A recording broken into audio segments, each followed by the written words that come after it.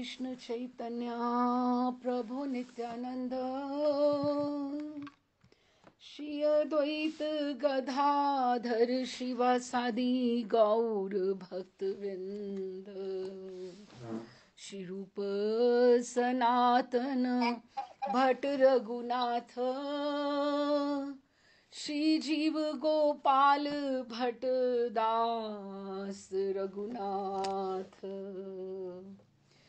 एही छे गोसाई कौरी चरण वंदन यहाँ हईते विघ्नाशे अभीष्ट पुरन अभीष्ट पुरन अभीष्ट पुरन। राधे श्याम जी, इस ग्रंथ में जैसे यूजुअली सभी ग्रंथों में होता है, जो रस ग्रंथों में होता है, जो एक सिटिंग के होते हैं, तो श्रीमद् भागवतम का ही पैटर्न उस पे वो फॉलो किया जाता है दशम स्कंद का, कि कैसे प्रिया प्रियतम का मिलन होता है और उनका रूप माधुरी में प्रिया जी की आसक्ति, ठाकुर जी का समर्पण, फिर थोड़ी नोक झोंक, थोड़ी और लीलाएं, मान प्रसंग, उसके बाद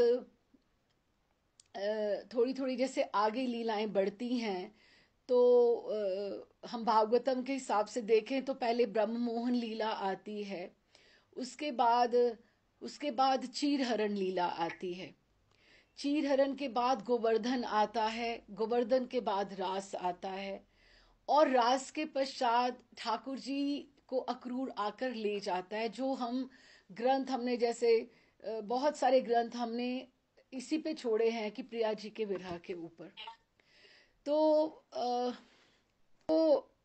बहुत से ग्रंथ, और ये तो वैसे भी गंभीरा का ग्रंथ है, तो गंभीरा में तो हमें वैसे ठाकुर जी को भी, गौरहरि को भी विरह में ही छोड़ना है, लेकिन इसमें भी हम लोग सेम ही पैटर्न हम फॉलो अप कर रहे हैं, जैसे ग्रंथकार ने दिया है हमें कि ठाकुर जी और प्रिया जी का मिलन हुआ, फिर धीरे धीरे उनका प्रणय लीलाएं हुई, और धीरे धीरे करते करते आज हम जो ये प्रसंग कर रहे हैं, इसमें ब्रिज बालाओं की कृष्ण उपासना, जो कात्यायनी माँ को वो पूजती हैं, जो चीरहरण का प्रसंग है, ये अंतरंग गुह्यतम लीला है, ठाकुर भागवतम की भी है, और सबका इसमें श्रवण में अधिकार भी नहीं है।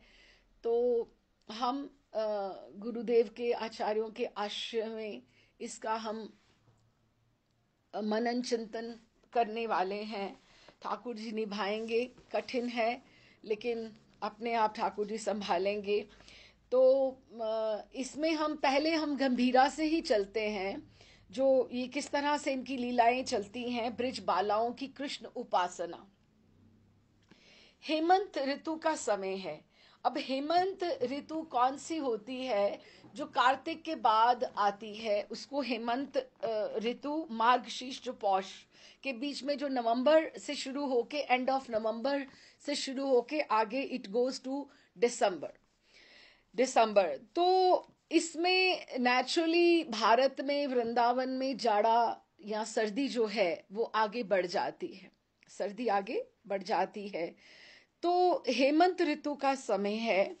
गंभीरा मंदिर संपूर्ण रूप से नीरव है, नीरव अर्थात शांत। भक्तों का निरंतर आना जाना बंद हो गया है, कहीं कोई शब्द सुनाई नहीं देता, क्योंकि रथ यात्रा के जो लोग आए हुए थे वो सब वापस चले गए हैं। प्रभु का अपना अपना एक भाव है जिसमें प्रभु अवस्थित है।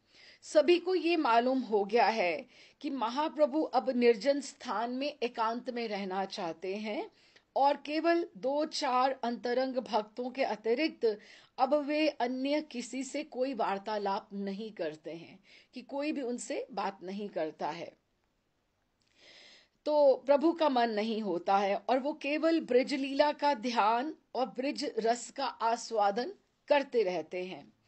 ब्रिज भाव निमग्न महाप्रभु का श्री अंग प्रतिभाव में अपूर्व शोभा धारण करने लगा है। अभी आप ये देखो, महाप्रभु जो गौर हरि की लीला है उसमें दो लीलाएं चलती हैं साइमल्टेनियसली।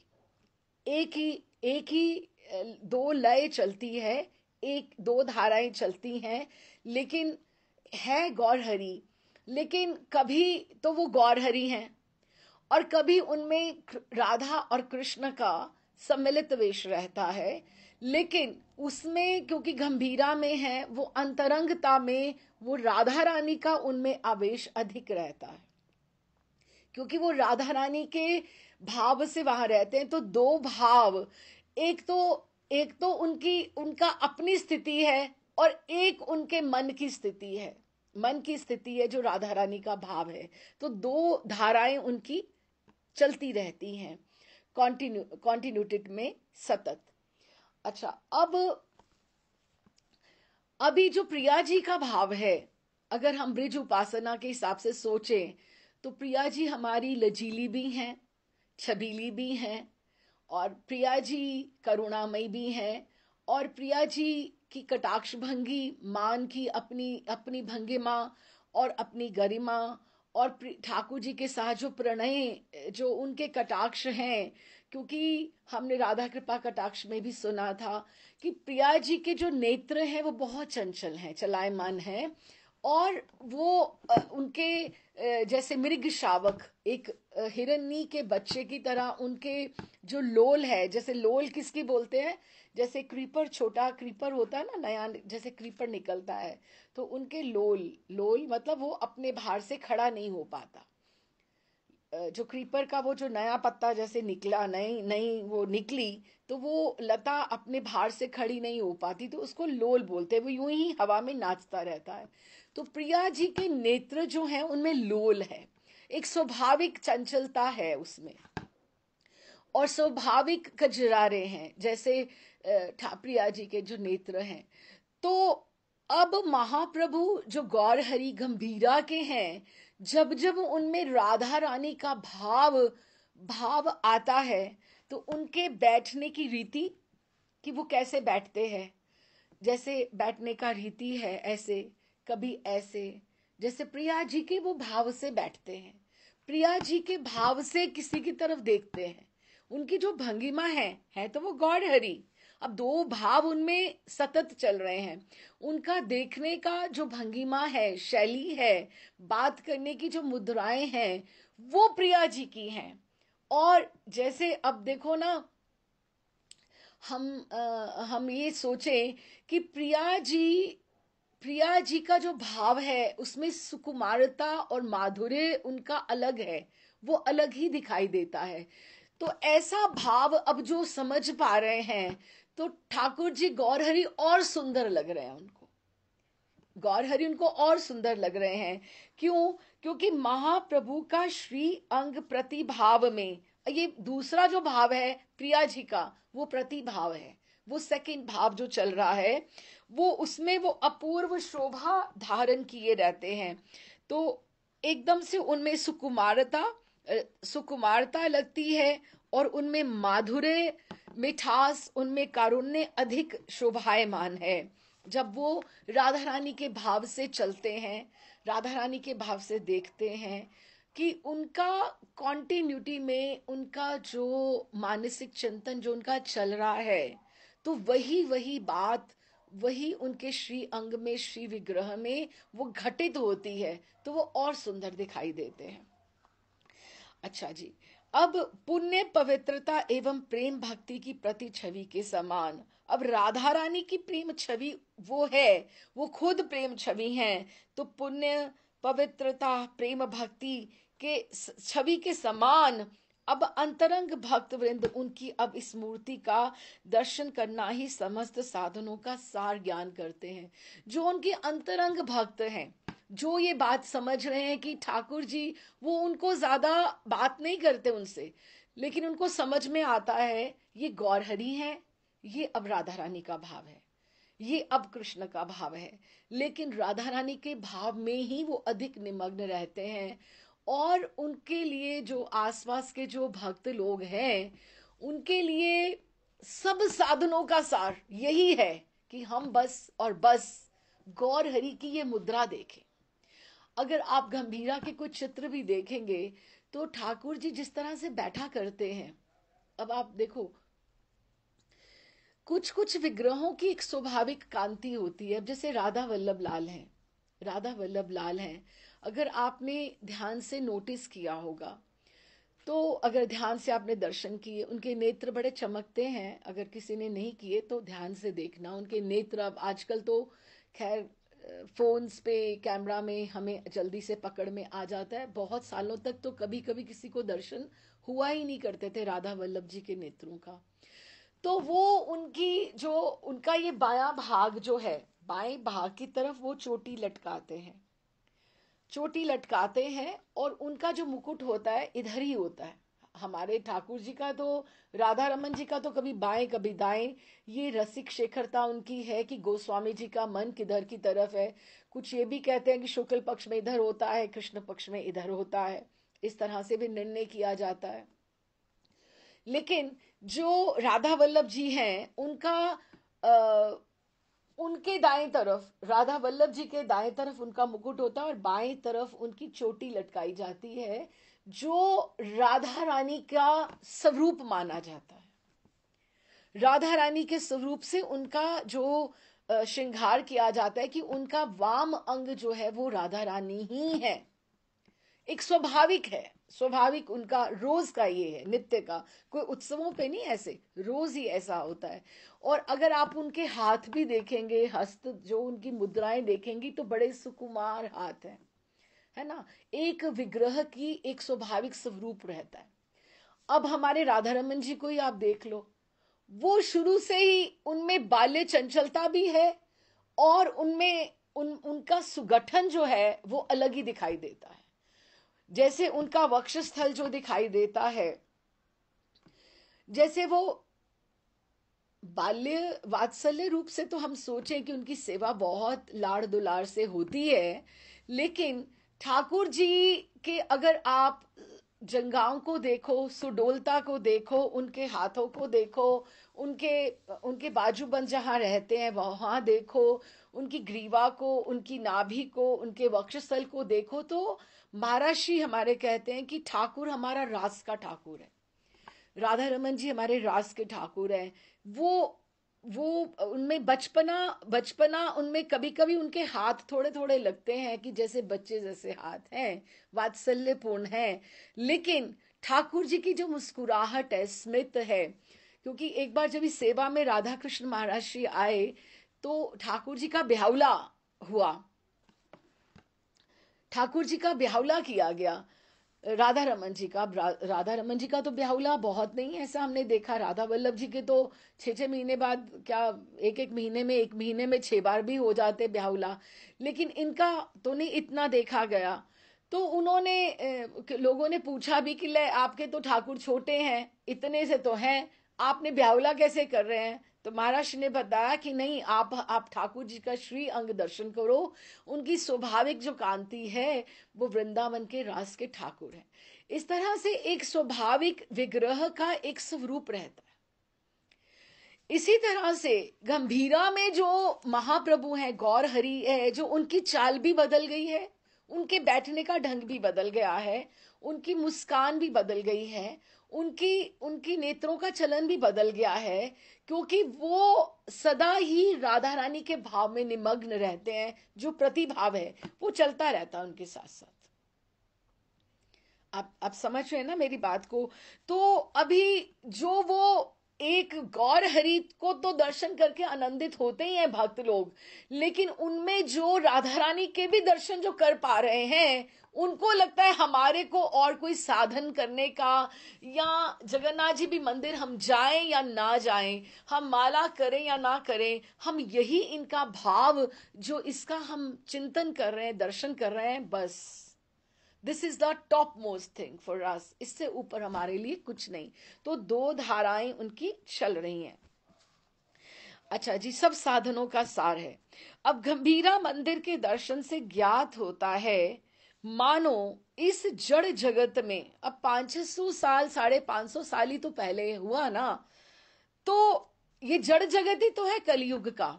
लेकिन ऐसा दिखाई देता था कि अनंत लावण्यमयी गोलोक माधुरी प्रस्फुटित हो रही है, क्योंकि वाइब्स आ रही है ना, वाइब्स आ रही हैं। अब कहीं एक स्थान पर अगर 2 बार संकीर्तन हो जाए, 3 बार संकीर्तन हो जाए, स्थान सिद्ध हो जाता है, एक ऑरा बन जाता है एक स्थान का, एक वाइब्रेशंस क्रिएट होती है। गंभीरा में दिन रात जहां पे राधा रानी का निकुंज भाव ही प्रस्फुटित हो रहा है, तो वो गोलोक धाम से क्या कम होगा।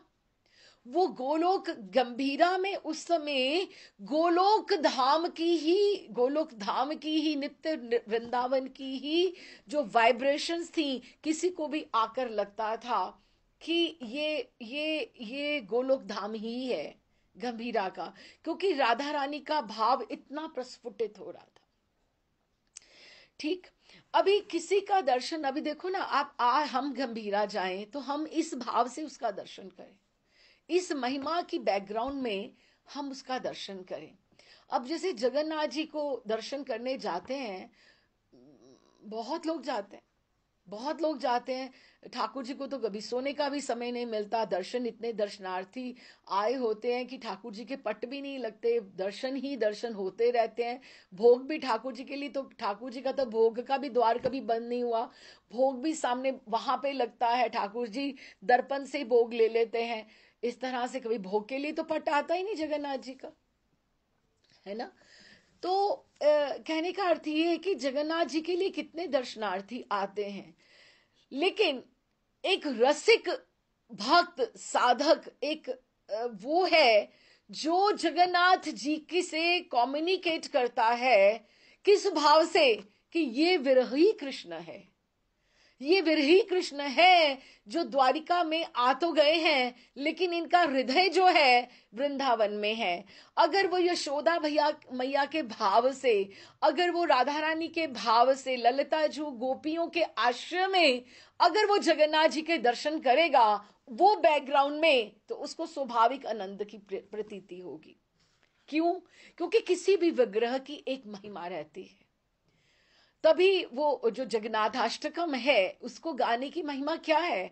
उसमें उसमें श्लोक में लिखा गया है कि आप याद करो, आपका स्मरण, आपके नेत्र देख के, आपकी भाव भंगिमा को देखकर लगता है कि आपने कभी यमुना तट के पे आपने गोपियों के साथ आपने रमण विहार किया है। तो अगर आप जगन्नाथ जी को ये बात आप अगर स्मरण कराओ, तो ये हुई आनंद की बात।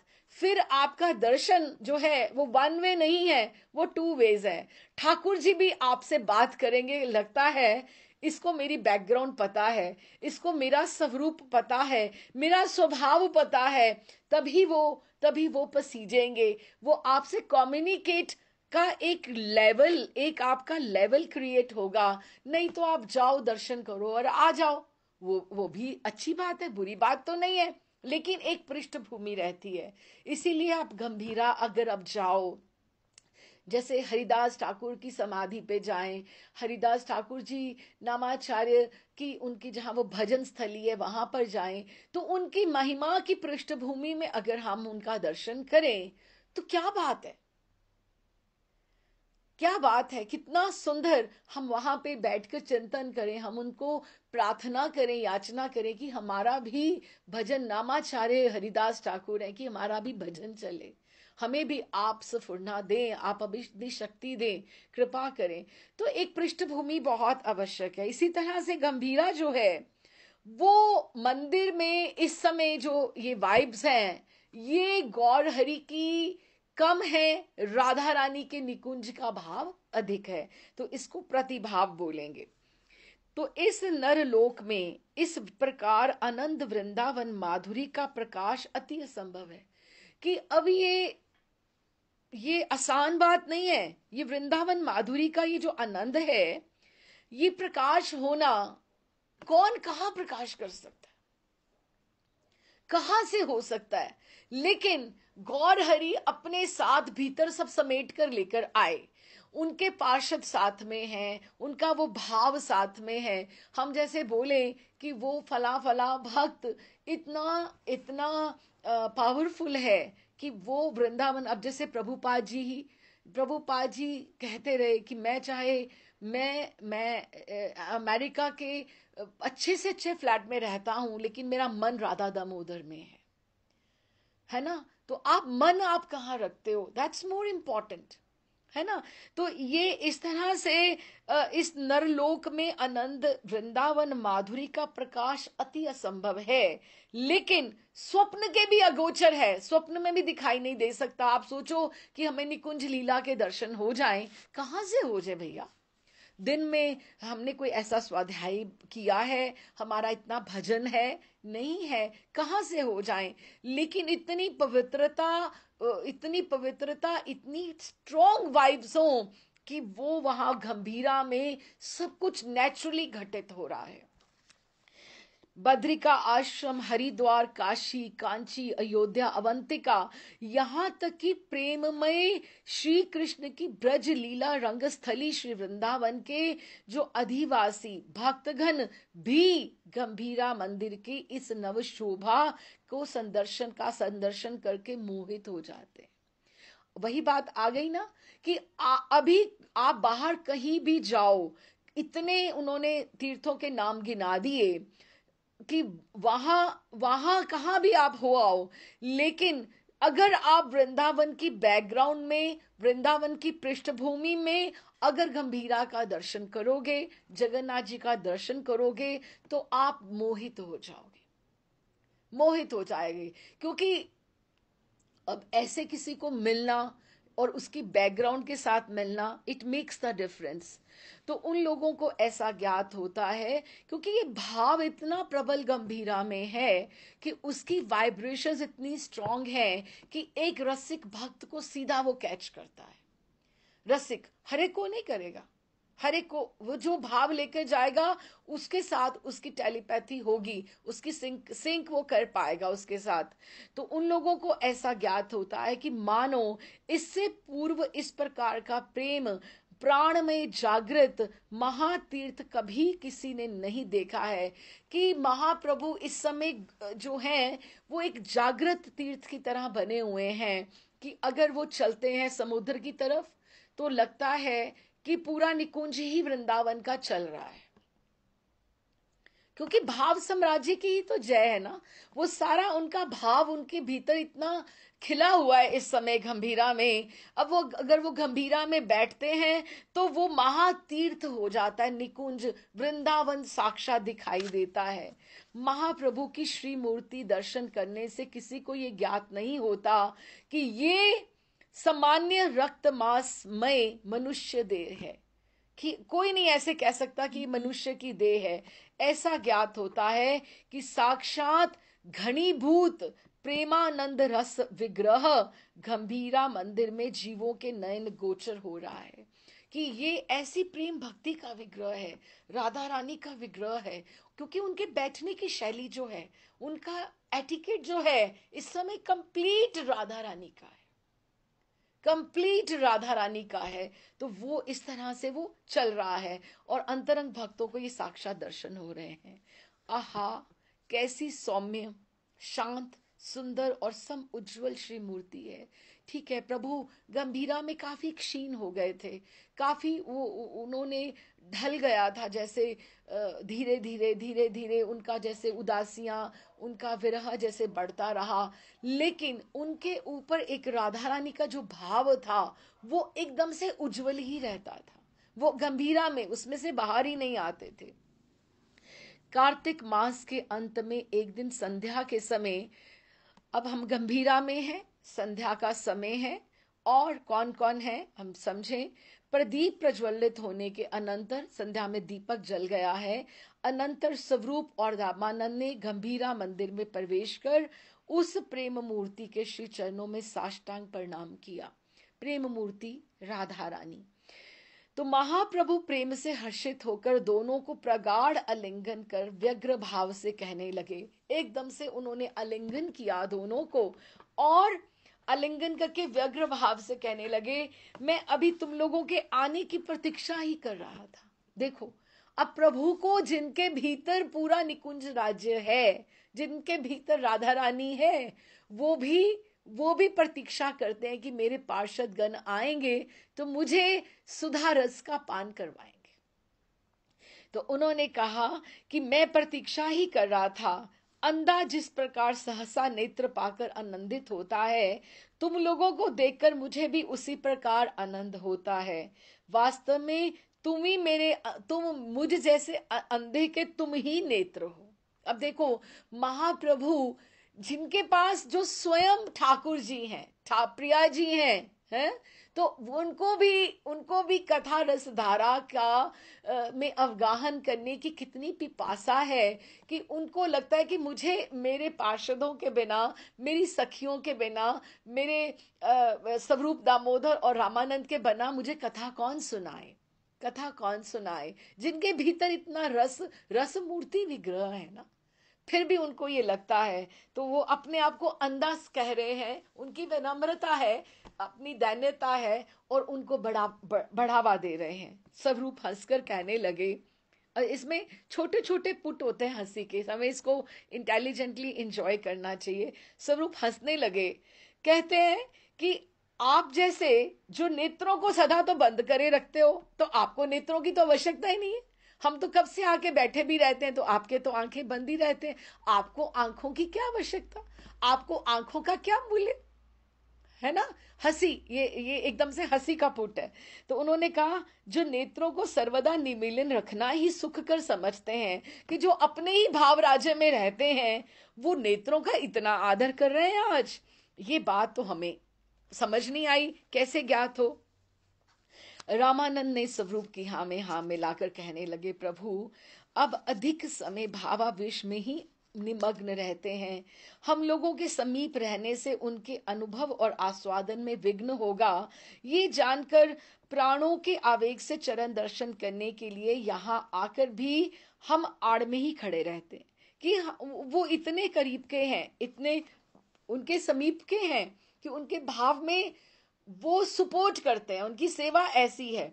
लेकिन वो आकर भी उनको लगता है कि प्रभु अगर अपने ध्यान में ही है, आंखें बंद हैं, तो वो अपने भाव में ही रहें, कहीं हम जाकर उनको एकदम से परेशान ना कर दें, डिस्टर्ब ना कर दें। कितनी सुंदर सेवा है कि वो भी पास भी है, कि जब बुलाएं तो हम उपस्थित हैं, और जब नहीं तो आप अपने भाव में रहिए। महाप्रभु इशित थोड़ा हंसकर कहने लगे, ये तुम लोगों का अन्याय है। मुझको यदि तुम अपना निज जन समझते हो, तो तुम लोगों को इस प्रकार के विचार का अवकाश नहीं मिलता कि मैं तो तुम्हारा अपना हूं, मैं तो आपके ऊपर ही निर्भर मेरी है। बिल्कुल, मैं एक सन्यासी हूं, मेरा संसार में कोई नहीं है। सारे रिश्ते तो उन्होंने पहले ही अपना सब संबंध छोड़ के ही आए हैं। हाँ, कि मैं एक सन्यासी हूं, मेरा संसार में कोई नहीं है। और तुम लोग भी यदि मुझे इस प्रकार परजन ज्ञात करोगे कि मैं दूसरा हूं, मैं आपका अपना नहीं हूं, तो मेरी खबर कौन लेगा। कि मुझे अच्छा लगता है कि जब आप लोग मुझे मिलने आते हो, खबर लेने आते हो, तो मुझे अच्छा लगता है। मैं किसी दशा में भी क्यों ना रहूं, परंतु तुम लोगों की कृपा से वंचित कभी ना रहूं, बस यही एकमात्र वासना है। अब ये क्या है, संग है, संग। महाप्रभु को भी स्वरूप दामोदर और राय रामानंद का संग बहुत प्रिय है। प्रिया जी कहाँ रह पाती ललिता विशाखा के बिना। उनकी निर्भरता इतनी है कि उनको यही अच्छा लगता है। इतना हाउ इम्पोर्टेंट इट इज, संग किसी के लिए भी कितना इम्पोर्टेंट हो सकता है, महाप्रभु के लिए इतना इम्पोर्टेंट है, जो स्वयं रस विग्रह का रस विग्रह की मूर्ति है। तो हम लोगों साधकों के लिए एक संघ की कितनी अपेक्षा है। माधुर्य में भगवान ने ऐसे मधुर भाव से ये वचन कहे, इतने कहा कि मुझे आप अकेले मत छोड़ो, मुझे आप दूसरा मत समझो, मेरी प्रसन्नता केवल और केवल आपके संग से ही है। तो उन्होंने इतने प्रेम से कहा, जिन्हें श्रवण करके स्वरूप दामोदर और राय रामानंद का एकदम हृदय भी द्रवित हो गया। उनको एकदम से रोना जैसे आ गया कि प्रभु हमारा संग इतना चाहते हैं, हमारे पास इतना रहना चाहते हैं। तो रामा राय कहने लगे, दयामय, हम दीनों पर आपकी इतनी कृपा कि हम आपके इतने इतने अपने हैं, उनको भी सोचकर कितना अच्छा लग रहा है।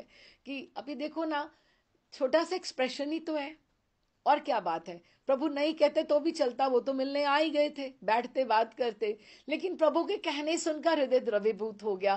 थोड़ा सा एक्सप्रेशन रिश्तों में, संबंधों में बहुत जरूरी होता है कि अगर प्रभु ने इतनी बात कही कि आप मेरे लिए कितने इंपॉर्टेंट हो, मैं कभी भी आपके संग से वंचित नहीं हूं, तो कितना उनको भी अच्छा लगा और प्रभु को भी कह के अच्छा लगा। महाप्रभु राम राय की बात को रोककर कहने लगे, राम राय, निज जन के मुख से शिष्टाचार की बातें सुनकर कभी कोई संतुष्ट नहीं होता है कि अब आप मेरे से इतनी इतनी वो शिष्टाचार की बातें मत करो कि आप अब ये बातें रहने दो। आज प्रातः काल से ही ऐसी इच्छा हो रही है कि तुम लोगों से मुख से कुछ श्री कृष्ण कथा श्रवण करूं, कि मैं कोई कृष्ण कथा आप मुझे सुनाइए।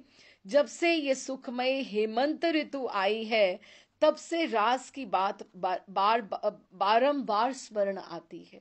हम धीरे धीरे उधर, क्योंकि हम ग्रंथ के विश्राम की तरफ बढ़ रहे हैं, तो धीरे धीरे पहले कात्यायनी पूजन आएगा, फिर गोवर्धन की लीला होगी, फिर रास होगा, फिर अक्रूर ठाकुर जी को ले जाएगा। तो उन्होंने कहा, हेमंत हेमंत शब्द सुनते ही स्वरूप ने एकदम से पकड़ा कि उनको क्या बात करनी है, क्या बात करनी है। सुनते ही स्वरूप ने श्रीमद् भागवत का ये श्लोक पढ़ा, हेमंत प्रथमे मासी नंद ब्रज कुमारी का चेरुर हर्विष्य बुझानाम कात्यायने अर्चनम व्रतम। श्लोक सुनते ही महाप्रभु सतृष्ण नेत्रों से, कि उन्होंने हेमंत ऋतु की बात ही करी, क्योंकि ये मास लग गया है मार्गशीर्ष का जो, और हम भी उसी मास में ही चल रहे हैं। अच्छी बात है कि हम भी उसी मास में लगभग चल रहे हैं। सतृष्ण नेत्रों से, कि जैसा प्यासा देखता है कि आज आप मुझे क्या सुनाने वाले हो। सतृष्ण नेत्रों से स्वरूप के मुख की और कोमल दृष्टि निक्षेप करके आग्रह पूर्वक कहने लगे, हाँ स्वरूप, इससे आगे क्या। अब उन्होंने तो बस एक हेमंत शब्द बोला और एक श्लोक बोला, तो कहते हैं इससे आगे क्या। स्वरूप ने कहा, अब इससे आगे जो कहने की बात है वो क्या है। तो सीधा ही कहते हैं, कात्यायनी महामाय महायोगिन्यधीश्वरी नंद गोप सुतम देवी पति में कुरुते नमा। ये बड़ा सिद्ध श्लोक है, जिसकी किशोरियों ने, प्रिया जी ने सखियों के साथ, गोपियों के साथ, जिससे कात्यायनी माँ की अर्चा की। ये बहुत सिद्ध श्लोक है। महाप्रभु हाथ उठाकर कहने लगे, अच्छा तनिक ठहरो, पहले बात को समझने दो। हाँ जी, तो महाप्रभु हाथ उठाकर कहने लगे, अच्छा तनिक ठहरो, पहले बात को समझने दो। हेमंत ऋतु का प्रथम मास है। महाप्रभु भी इस बात को धीरे से समझना चाहते हैं। अगर मैं भी कुछ कह रही हूं तो इसी आशय से कि हम भी इस गुह्यतम बात को समझें, इस गुह्यतम बात को समझें कि पहले बात को समझने दो। महाप्रभु सन्यासी होकर ये उसको समझने की प्रयास कर रहे हैं, हालांकि ये उनके ऊपर सब घटित हुआ है, उन्होंने ये सब देखा है, वो साक्षी हैं। तो पहले बात को समझने दो। हेमंत ऋतु का प्रथम मास है। वो वापस से ये बात को दोहराते हैं, हेमंत ऋतु का प्रथम मास है। नंद ब्रिज की गोप कुमारिकाओं ने हविष्य भोजन कर कात्यायनी देवी का पूजन किया था। राम राय, ब्रिज बालिकाओं का साधन तो देखो। हेमंत ऋतु में ब्रिजधाम में अत्यंत शीत होता है, कि बहुत ठंड होती है। कुमारियां सब शीत के कष्ट को सहन कर सूर्य उदय से पूर्व ही कालिंदी के शीतल जल में स्नान कर और केवल हविष्य भोजन जो फलाहार होता है कर कात्यायनी का अर्चन करती थी। कुमारिकाओं को ने इस प्रकार कठोर व्रत किया था। क्यों किया था, ये बात उनकी प्रार्थना से ही प्रकाशित है। कौन सी प्रार्थना से, वो यही वाली, कात्यायनी महामाय महायोगिन्यदेश्वरी, कि हे कात्यायनी महामाए महायुगिन्यदेश्वरी, आप सबसे बड़ी हैं। नंद गोप सुतम देवी, कि हे नंद गोप, जो नंद के गोप के जो पुत्र हैं, सुतम देवी पति मैं कुरुते नमा, मैं आपकी प्रार्थना कर रही हूं कि उनको मैं पति के रूप में मुझे वो प्राप्त हो। ये उनके मंत्र से ही ज्ञात हो रहा है, लेकिन ये उनको क्या आवश्यकता थी ये सब करने की। अब इसके लिए हम कुछ बातें हम समझते हैं, फिर हम आगे बढ़ेंगे। देखिए, जिस तरह से वज्रनाभ ने 8 जो मूर्ति विग्रह जो स्थापना की थी, 8 विग्रह स्थापना की थी। जैसे हम बोलते हैं 4 देव दुई नाथ दुई गोपाल बखान, वज्रनाभ प्रगटत ए 8 मूर्ति जान। उन्होंने ये 8 किए थे। हरिदेव जी जो गोवर्धन में है इस समय, बलदेव जी, 4 देव जो बोले थे उन्होंने, गोविंद देव, केशव देव, बलदेव और हरिदेव, ये 4 देव हैं, है ना। तो इसमें से, और दुईनाथ और दुई गोपाल, दुईनाथ में से श्रीनाथ और गोपीनाथ, और 2 गोपाल में से साक्षी गोपाल और मदन गोपाल। ठीक है, अभी इनमें से गोविंद देव जयपुर चले गए, श्रीनाथ नाथ द्वारा चले गए, गोपीनाथ जी भी जयपुर चले गए, साक्षी गोपाल उड़ीसा में चले गए, हमें सब कथा पता है, और मदन गोपाल मदन मोहन करौली में हैं। 5 इनमें से वो चले गए हुए हैं। 3 जो हैं उसमें से हरिदेव जी गोवर्धन में हैं, बलदेव जी वो दाऊ जी का, वो भी वही विग्रह है, और केशव देव जी के पीछे, मंदिर के पीछे आदि केशव मंदिर है, जो कहा जाता है कि ये वही वाला है जो वज्रनाभ ने स्थापित किया था। अच्छा, अब ये जब ये वज्रनाभ ने ये किए थे, स्थापित किए थे ये 8 विग्रह, तो उन्होंने 4 महादेव भी स्थापित किए थे। और ये 4 महादेव कौन से हैं? एक है गोपेश्वर महादेव वृंदावन में, चकलेश्वर है गोवर्धन पे, मानसी गंगा पे, भूतेश्वर है मथुरा में, भूतेश्वर चौराहा भी है वहां पर, और कामेश्वर काम्य वन में है। ठीक है, 4 उन्होंने महादेव स्थापित किए थे। इसके साथ 4 उन्होंने देवियों की भी स्थापना की थी। 4 देवियों की स्थापना जो करी थी, वो एक की थी महाविद्या, जो मथुरा में की थी। जो वृंदा देवी जो कही थी, वो वृंदा देवी वृंदावन की, जो अभी वो काम्य वन में है, वो जो चली गई, जो ब्रह्मकुंड से उनको मिली थी। ठीक है, चीर घाट पर कात्यायनी, और संकेत वन में संकेत देवी, ये 4 देवियां भी स्थापित की थी। महाविद्या, वृंदा देवी, कात्यायनी और संकेत वन में संकेत देवी। अब ये जो कात्यायनी मंदिर जो है, जो वृंदावन में है, वो महर्षि, वहां पे बड़े महर्षि के साथ मैं भी बहुत बार गई हूँ। महर्षि मोती झील से अपने आश्रम से, जो उनका अटल्ला चुंगी के पास अपना मोती झील का आश्रम होता था, it's quite a bit walking, वहां से महर्षि चलकर कात्यायनी माँ आया करते थे। तो वहां से महर्षि चलते चलते फिर राधा रमन जी दर्शन करके मोती झील अपने आश्रम पैदल लौटा करते थे। ये उनका बहुत बार ऐसा रूटीन होता था कि कात्यायनी, राधा रमन और आश्रम वापस, नहीं तो सिर्फ राधा रमन जी और आश्रम, इस तरह से। लेकिन वो पैदल ही आते थे, गाड़ियों में नहीं आते थे महर्षि। और इस पूरे के पूरे उनका जो वॉक होती थी, तकरीबन आप मानो 1.5-2 घंटे का ये पूरा का पूरा होता था आराम से। अगर हम भी चलें तो हमारा भी, मैं खुद उनके साथ, महर्षि के साथ चलकर बहुत बार बातें करते हुए हम कात्यायनी, राधा रमन जी और मोती झील, इस तरह से हम जाते रहे। तो ये जो कात्यायनी, ये जो बाहर है यहाँ पर, मैं कात्यायनी चीर घाट वाली नहीं बात कर रही हूँ, क्योंकि हमारी चीर हरण की लीला उस कात्यायनी घाट पर है जो चीर घाट है। लेकिन ये जो कात्यायनी का जो ये मंदिर है, ये भी मंदिर सिद्ध स्थली है, सिद्ध पीठ है ये वाली भी। और ठाकुर जी ने उसको सब मंदिरों के घेरे के बाहर कात्यायनी को बिठा रखा है, कात्यायनी माँ को वहां पर बिठा रखा है। किस लिए?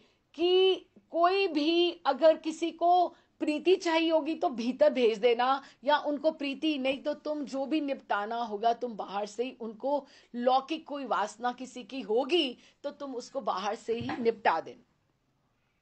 कात्यायनी माँ सब कुछ देने वाली है, ठाकुर जी की बहन है वो, वहां पे कात्यायनी वहां पर है रंग जी के इधर मंदिर की तरफ, 64 महंत की तरफ इधर दर्शन उनके होते हैं, बहुत सिद्ध स्थली है।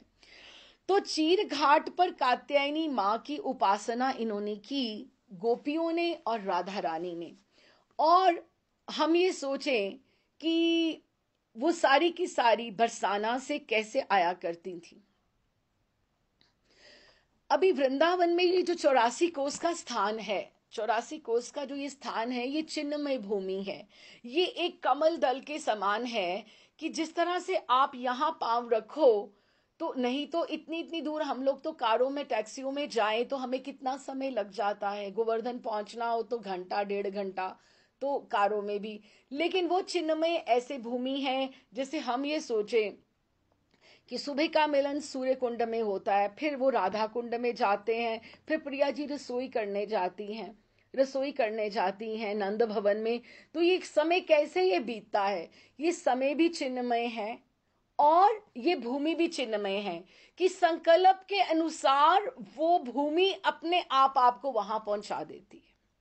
ठीक है, तो ये चीर घाट जो कात्यायनी का है, ये उधर की तरफ है जहां पर जहां बरसाना की तरफ, वहां जहां पे इन लोगों ने यहाँ पे जहां पे पूजा करी।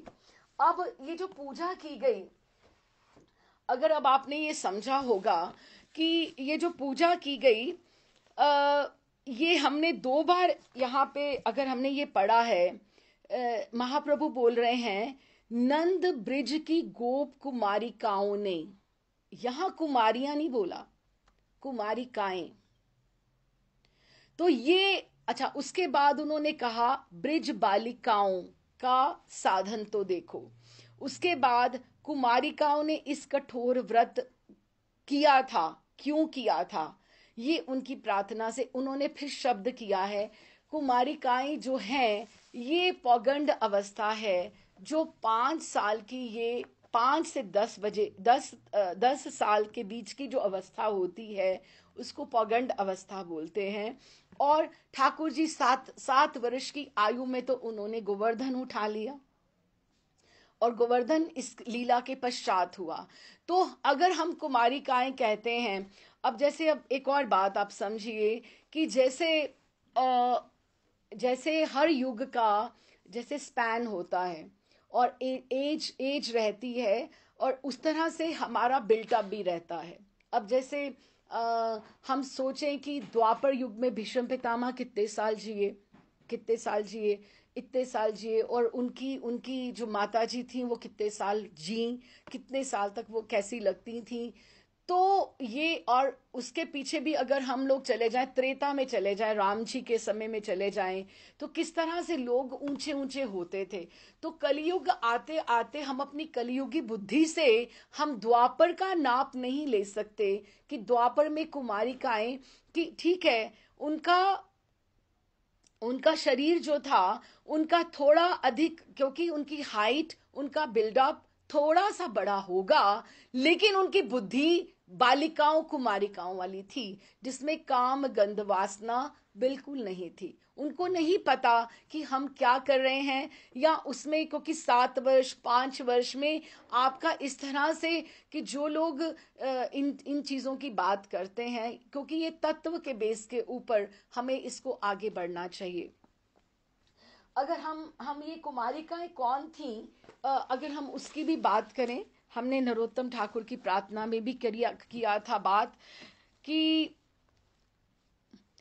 और हमने इसमें चैतन्य चरितामृत में भी हमने पढ़ते हुए चले थे कि श्री कृष्ण उपनिषद तथा श्री पद्म पुराण उत्तरखंड के मतानुसार ये कुमारिकाएं कौन थी? ऋषिचरी गोपियां थी। ऋषिचरी गोपियां थी, जो हमें बड़े महाराज से हमें विजन मिलता है कि दंडकारण्य के ऋषि थे, दंडकारण्य के ऋषि थे। त्रेता युग में दंडकारण्य के अनेक, ये मैं 10वें स्कंद में से ये पढ़ रही हूँ श्रीमद् भागवतम के, इसके श्लोक भी साथ दिए गए हैं, लेकिन मैं श्लोक नहीं ये पढ़ रही हिंदी में इसका जो ट्रांसलेशन है कि दंडकारण्य के में अनेक ऋषि निवास करते थे। श्री राघवेंद्र के रूप लावण्य को देखकर उन्हें मधुर भाव से, कि अभी देखो ना, जैसे हमने दंडकारण्य में क्या था कि जैसे वो समाधि में बैठे हुए हैं, 10-10 हजार साल की उनकी समाधि हो गई है। तो क्या हुआ, जब भी प्रिया जी, राघवेंद्र सरकार और सिया जी जो वहां पे रह रहे हैं, तो वो उनके श्री अंग की, राघवेंद्र जी की, सिया जी की जो श्री अंग की सुगंध है, वो ऋषियों के नासिका में प्रवेश कर गई। और वो सोच रहे हैं कि हम ऐसी समाधि की स्थिति में हैं कि हमें ना तो कोई ऐसा कोई यहाँ पे कोई चीज प्रभावित कर सकती है, तो ऐसी कौन सी इतनी शक्तिशाली सुगंध है जो हमें समाधि के भीतर प्रवेश कर गई है। तो वो अपनी समाधियों को त्याग करके वो उधर दंडकारण्य के जो ऋषि थे, राम जी और सिया जी के पास आए, और आकर उनके राघवेंद्र सरकार के रूप लावण्य को देखकर उन्हें मधुर भाव से उनको आलिंगन करने के लिए ललायित हो उठे। उनको ललायित हो उठे कि हमें इनको पति के रूप में प्राप्त करना है। तो उन्होंने मर्यादा पुरुषोत्तम, क्योंकि वो एक पत्नी व्रता वहां उस युग में है, तो उन्होंने उनको जब बोला कि जब देखो, अब ठाकुर अपना ऐश्वर्य दिखाते हैं, जब कोई मांगने आता है, तो अभी इस अवतार में सिया जी सामने थी, उन्होंने उनको साफ इशारा कर दिया कि तुम इनकी चाल में मत आना, ये तुम्हें छोटी चीज देकर टरकाना चाहते हैं, तुम्हें मुक्ति भुक्ति देकर तुम्हें भेज देंगे। मैं तुम्हें बता रही हूं कि तुम इनकी चाल साजी में इसमें ना आ जाना। तो राम जी और सिया जी में झगड़ा हो गया इस बात से। बड़े महाराज बहुत सुंदर भंगिमा से ये बात करते हैं, कहते पति पत्नी में जब झगड़ा हो जाता है ना, तो पत्नी कहती है कि मैं सरे आम चौराहे में तुम्हारी सारी संपदा तिछोरी मेरे पास है, मैं तुम्हारा सारा प्रेम लुटा दूंगी। तुम इनको, वो तुम्हें, उन्होंने क्या गलत कर दिया, वो जो तुम्हें प्रेम करने आए हैं, तुमसे क्या मांग रहे हैं, तुम्हारा क्या जाता है, तुम उनको फिर वो सिद्धियां दे रहे हो, तुम फिर उनको मुक्तियां दे रहे हो। तो राघवेंद्र बोलते हैं कि अगर कोई गिन्नियां मांगने आई हैं तो तुम अगर वो कोई 10 पैसे मांगने आए हैं तो तुम सोने की गिन्नियां थोड़े लुटा दोगी। लेकिन वो बोलती हैं कि तुम कम में मत मान जाना, मैं तुम्हें अपने आश्रय में लेती हूं, कि तुम, और उनके आश्रय में लेने के पश्चात ही उन्होंने उनको बोला, राघवेंद्र जी ने बोला, सिया जी, मैं द्वापर युग में मैं आपसे करता हूं कि आप बिगड़ो मत, आप मान मत करो, आप अगले युग में मैं मोर पंख बांध कर वंशी बजाता हुआ आपके सामने ठुमकता रहूंगा, आप मान करती रहना, आप मनाना, अब मैं मनाया करूंगा, लेकिन अब आप इनका ये जो केस है इसको आप ठंडा कर दो, इनको जाने दो। लेकिन प्रिया जी नहीं मानी, सिया जी नहीं मानी। उन्होंने उनको बोला कि उनके ऊपर ऐसी करुणा दृष्टि की कि उनको इतनी गुरु दृष्टि करी कि मैं इनको भक्ति दे के रहूंगी। और यही भूमिका बनती है ब्रिज कुमारिकाओं की। ब्रिज कुमारिकाएं जो हैं ये साधन सिद्धा हैं, ये वो गोपियां नहीं हैं जो सिद्ध ठाकुर जी का परिकर है ऊपर का, ये वो नहीं है, ये साधन सिद्धा हैं जो साधन करते करते यहां तक पहुंचे थे। तो मर्यादा पुरुषोत्तम श्री राम जी ने द्वापर युग में श्री कृष्ण के द्वारा उनकी इस कामना की पूर्ति के लिए उन्हें आश्वासन देना पड़ा। श्री राघवेंद्र के चले जाने के पश्चात, और जब राम जी चले गए, ये दे दिया, तो उनकी साधना तपस्या में अस्थिरता आ गई, उनका मन ही नहीं लगे। अब जिनको ये वचन मिल गया कि आप गोपियों के रूप में जन्म लेंगे और मैं आपको स्वीकार करूंगा, तो उनका अभी समाधि में कहां मन लगेगा। तो नारद देव जी ने उन्हें गोपी जन वल्लभ मंत्र से गोपी देह प्राप्त करके श्री कृष्ण को कांत रूप में प्राप्त करने का रहस्य बतलाया। उन तपस्वी योगी ऋषियों के लिए नित्य सिद्धा ब्रिज गोपियों का अनुगत्य अति असंभव जानकर। अब वो जो गोपियां हैं वो नित्य सिद्धा हैं, ये साधन सिद्धा हैं, ये दो कैटेगरीज हैं। तो नित्य सिद्धा ब्रिज गोपियों का अनुगत्य अति असंभव जानकर नारद जी ने, उनको लगा कि गोपियों को तो अनुगत्य कर पाए कि ना कर पाए, उन्हें श्री पार्वती और कात्यायनी देवी की आराधना का परामर्श दिया कि आप पार्वती जी को या कात्यायनी माँ को आप पूजा करो। अब साधन सिद्ध यही ऋषिगण द्वापर में गोपों के घर में कन्याओं के रूप में पैदा हुए। कुमार अवस्था के आरंभ में वे श्री कृष्ण को पति रूप में प्राप्त करने के लिए उत्कंठित हो उठी। तब श्री वृंदा देवी ने उनकी श्रद्धा के अनुरूप कात्यायनी देवी की आराधना करने के लिए उन्हें प्रेरणा दी। किंतु पार्वती या कात्यायनी देवी दोनों श्री कृष्ण को पति रूप में प्राप्त कराने में असमर्थ हैं। अब गौरी मैया जहां लक्ष्मी बेलवन में तपस्या कर रही है ठाकुर जी की कृपा को प्राप्त करने के लिए, तो आपको लगता है कि कात्यायनी माँ आपको सब कुछ दे सकती है, लेकिन कृष्ण थोड़ा दे देंगी पति के रूप में। तो कात्यायनी माँ और पार्वती जी उसमें असमर्थ थीं। अतः श्री वृंदा देवी के कहने पर श्री कृष्ण की लीला शक्ति पौर्णमासी ने श्री कात्यायनी के रूप से, पौर्णमासी जो योग माया है, कात्यायनी के रूप से उनकी समस्त पूजना आराधना स्वीकार की। अतः 1 मास पर्यंत आराधना करने के अंत में कात्यायनी देवी ने नहीं बल्कि स्वयं श्री कृष्ण ने आकर उनकी प्रार्थना को स्वीकार किया। तो अभी हम ये समझ रहे हैं कि ये जो सब, ये नित्य परिकर भुक्त अंश नहीं थे, ये जीवांश थे। श्री कृष्ण में नित्य साक्षात संबंधों से वो रहित थीं। यही कारण है कि उनको श्री कृष्ण प्राप्ति के लिए उनकी लीला शक्ति स्वरूपा पौर्णमासी की आराधना करनी पड़ी। अब ये है कुमारिकाएं। अब हमने यहां तक ये बात समझी।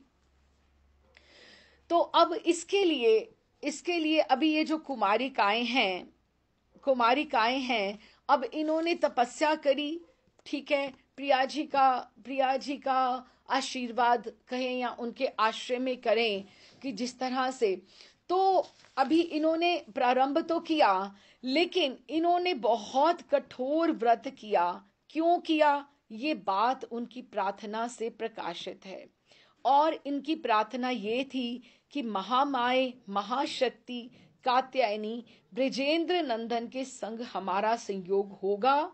ये बात हम मन में भी विचार नहीं कर सकती, क्योंकि ऐसा होना संपूर्ण असंभव है।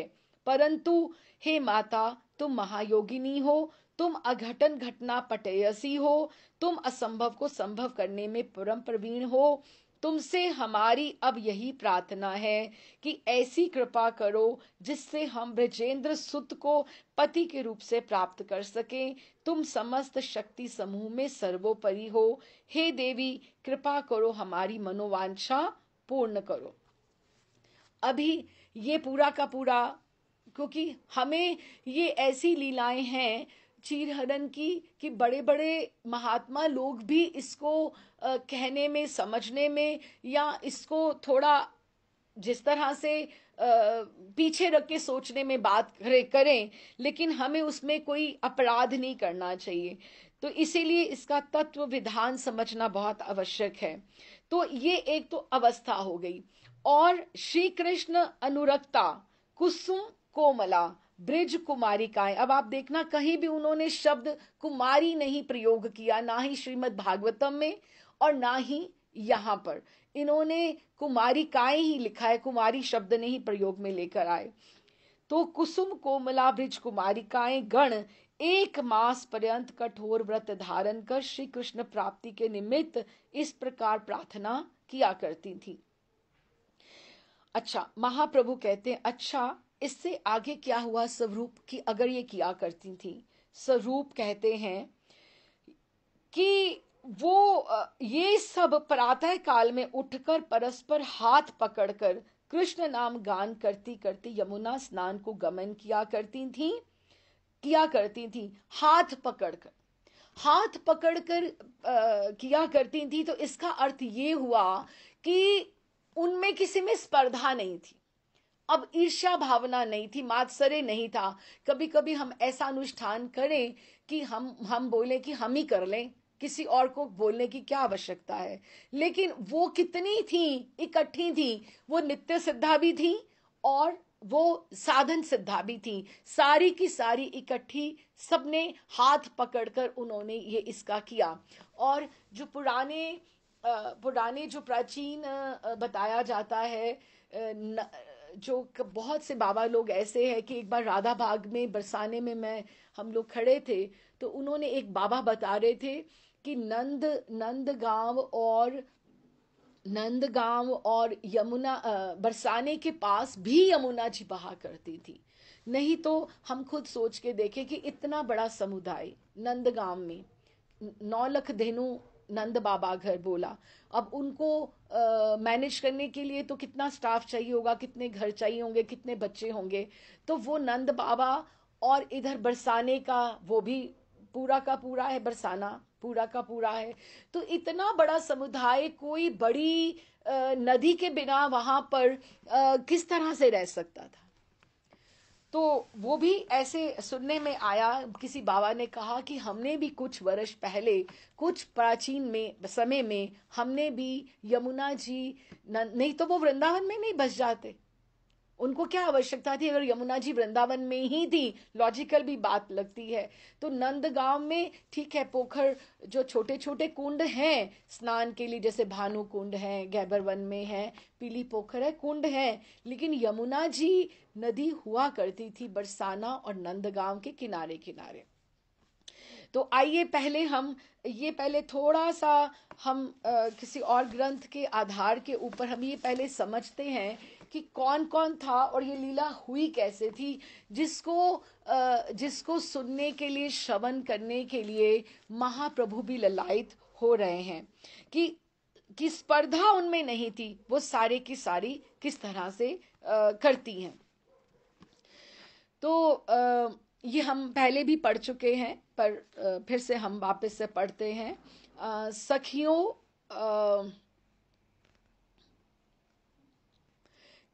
मार्गशीर्ष महात्म में सुनकर लालसा जग उठी है मार्गशीर्ष स्नान करने की।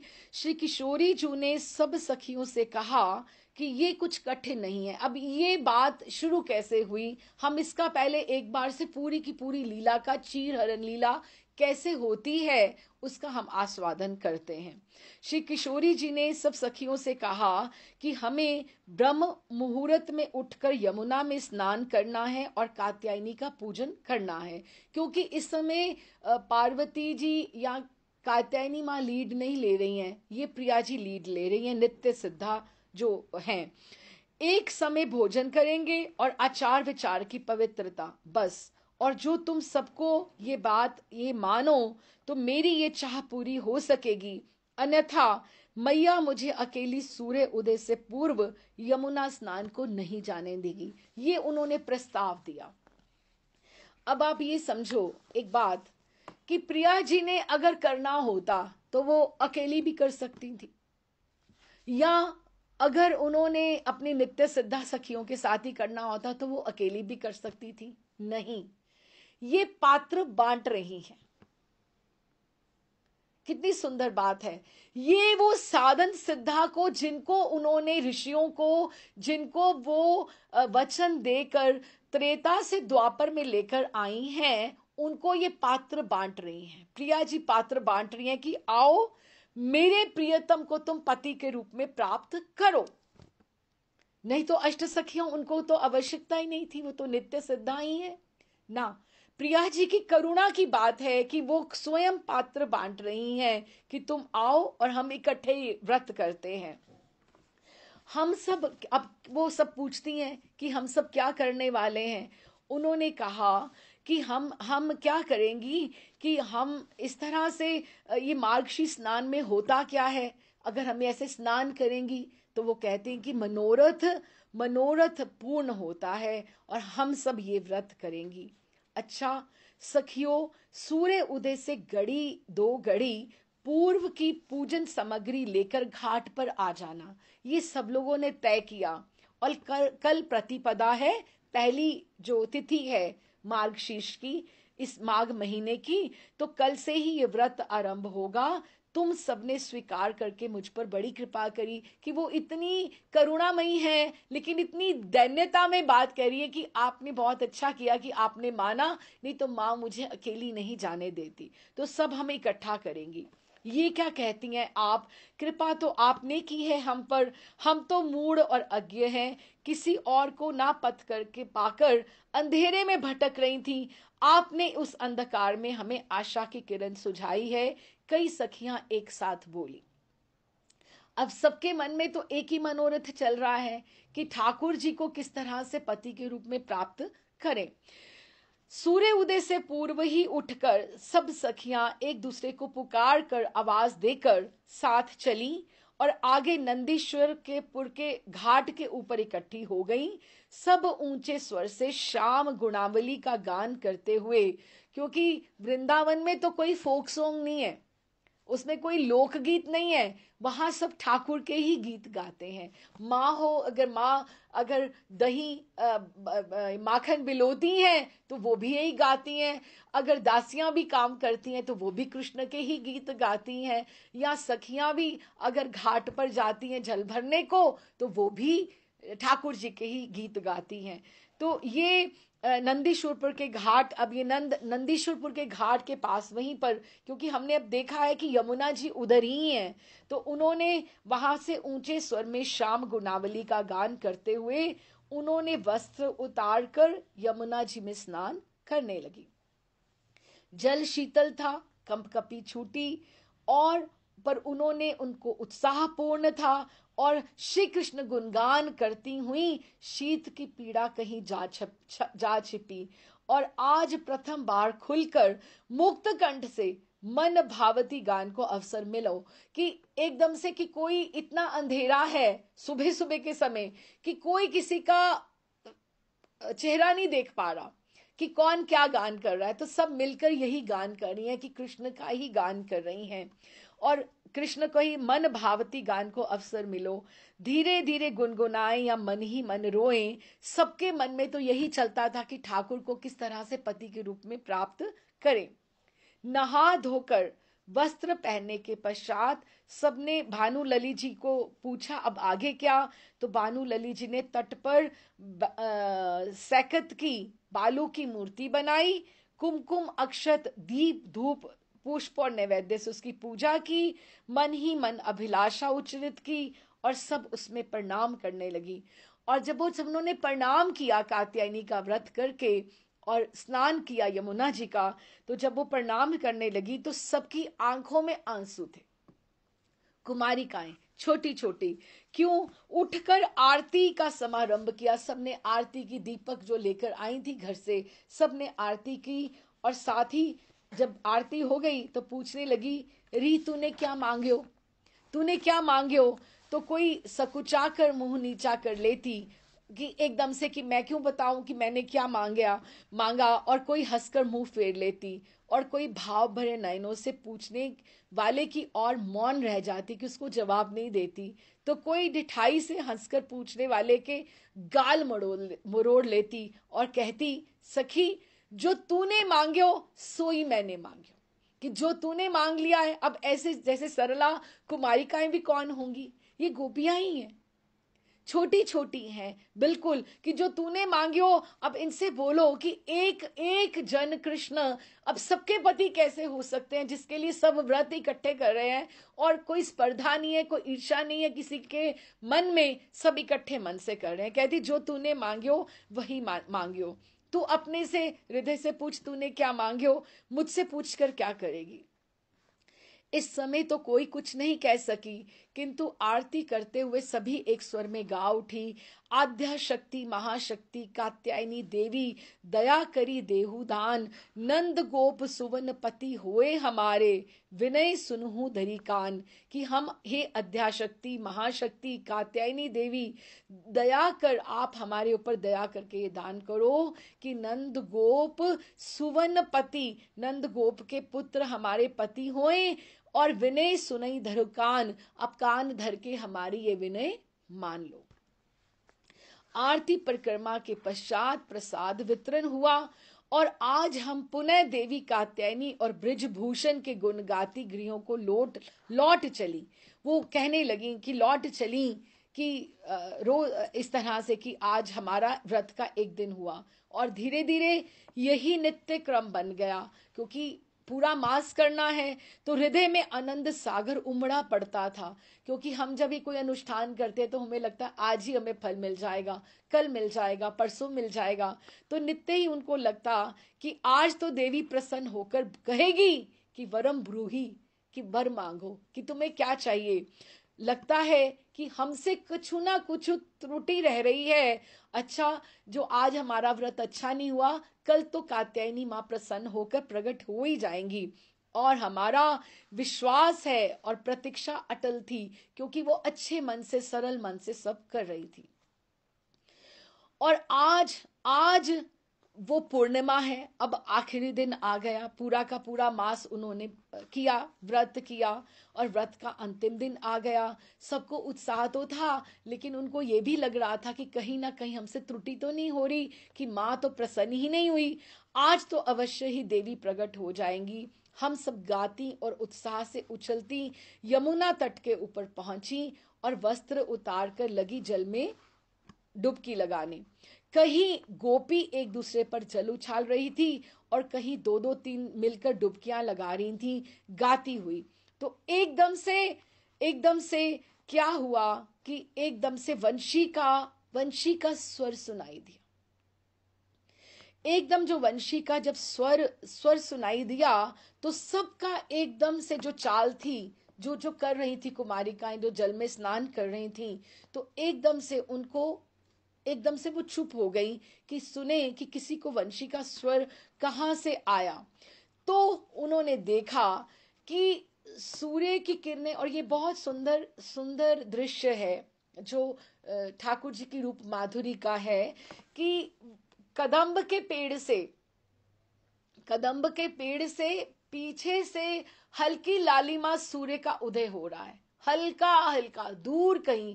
और वो ठाकुर जी के ऊपर, वो जो लालिमा है वो ठाकुर जी के ऊपर आ रही थी, जो कदम्ब के ऊपर बैठे हुए थे। वो कैसा था? मुरलीधर की वे अपार शोभा, उसका वर्णन कर सके ऐसी जीभा किसके पास है। और हम सबके वस्त्र आगे कदम्ब के डाल के ऊपर धरे हुए थे और कर में मुरली लिए, हम कर में मुरली लिए हुए कदम्ब की डाल पर बैठे कृष्ण मुस्कुरा रहे थे।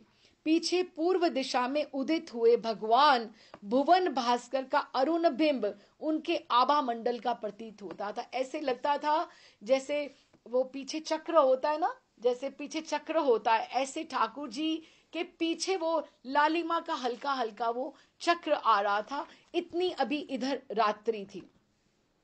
भुवन भास्कर का अरुण बिंब उनके आभा मंडल पर प्रतीत होता था। वह मुस्कान, वह छवि हृदय से अभी तक नहीं निकलती, जिस तरह से उन्होंने उस तरह से देखा।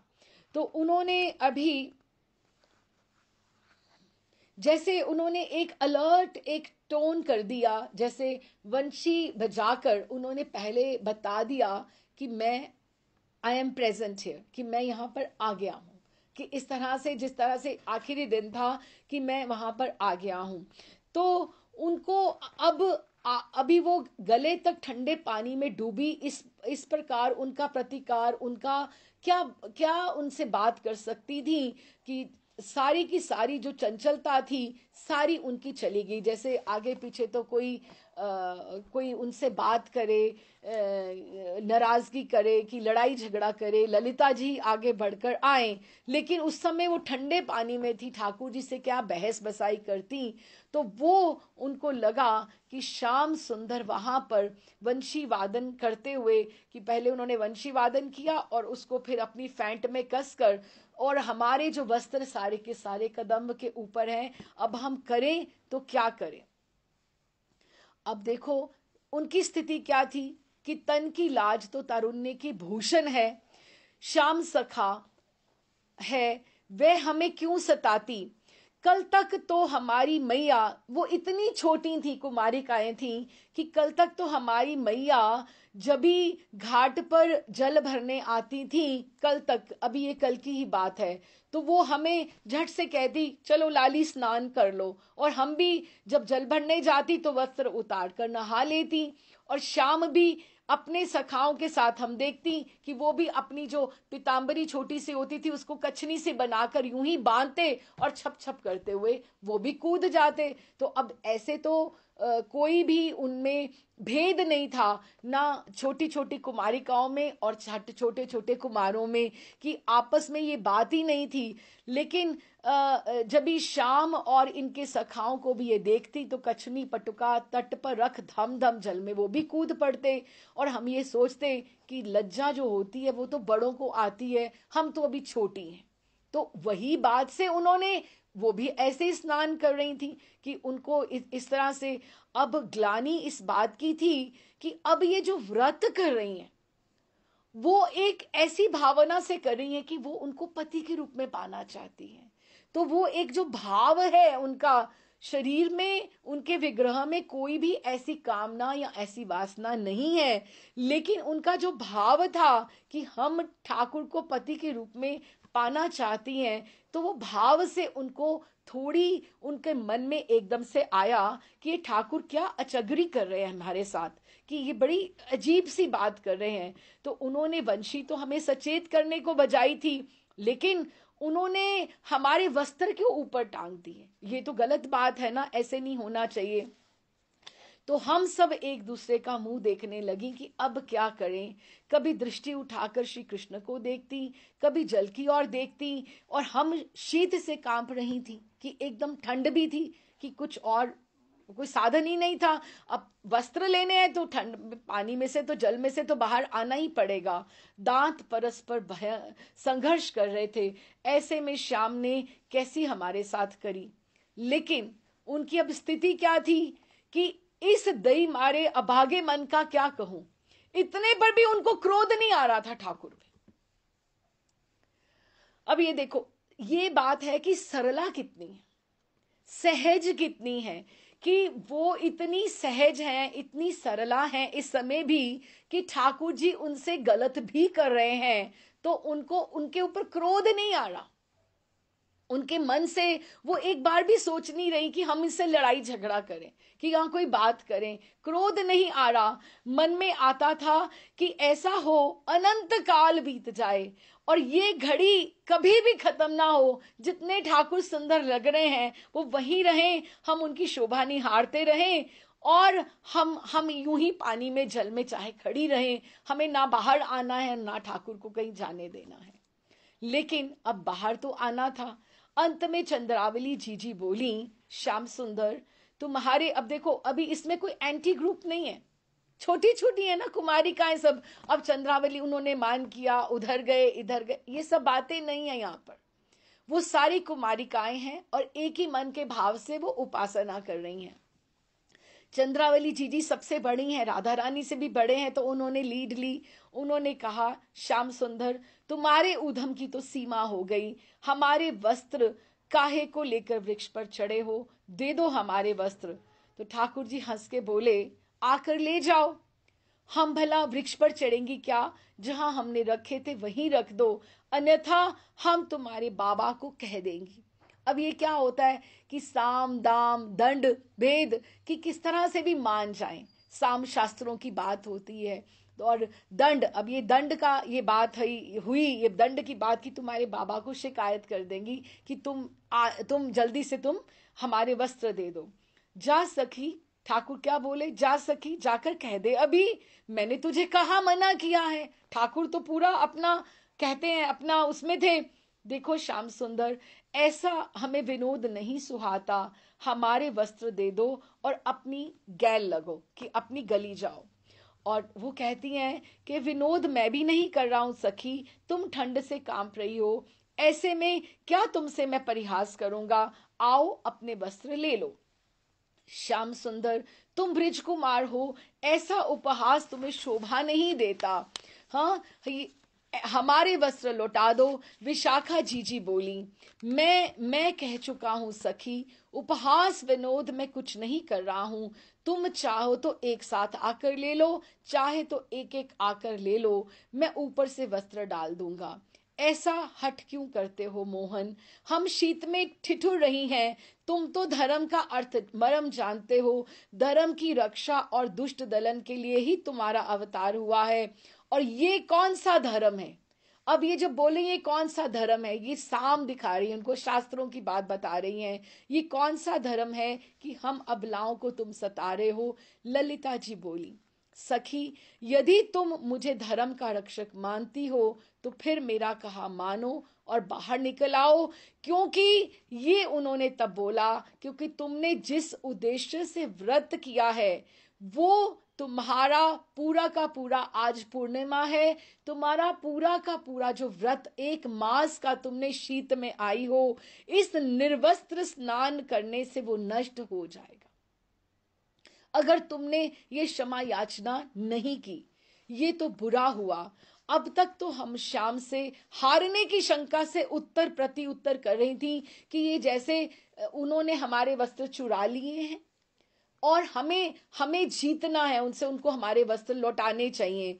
लेकिन जब उन्होंने ये बात कही कि अब तक तो हमें शाम से हारने की शंका से उत्तर प्रति उत्तर कर रही थी और हठ पूर्वक जल में खड़ी थी, अब तो ये कह रहे हैं कि व्रत ही नष्ट हो रहा है।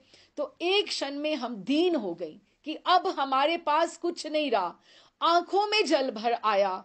अब तो स्वामिनी जी कुछ करें तो हो। सबने आशापूर्ण नेत्रों से कहा, नेत्रों से उनकी ओर देखा कि अब हम क्या करें, कि आप ही ने ये व्रत सुझाया था लेकिन ये हमारा सब व्रत नष्ट हो गया। अब ये दाम नीति अपनाई श्याम सुंदर। ये दाम, ये उनको जैसे वो दिया, दाम दिया, दाम पैसा दिया। और वो क्या दिया कि आप हमारे स्वामी हो, हम क्या कहें, हम तुम्हारी दासी हैं। प्रिया जी कहती हैं कि तुम्हारे अतिरिक्त हमारी गति नहीं है, तुम जो कहो सो सिर धारें।